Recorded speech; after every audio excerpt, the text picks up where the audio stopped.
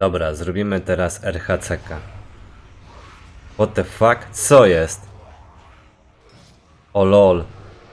Boss ma 20% życia XD. O lol, ale się trafiło. Masakra, RHC pnie całą minutę. Dobra, tak to można zagrać, nie? Dobra, GG, dzięki wielkie.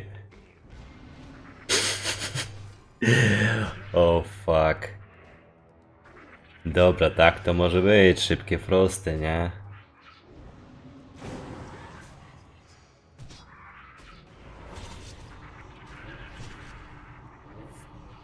Myk, myk, jako tako i Firehunt.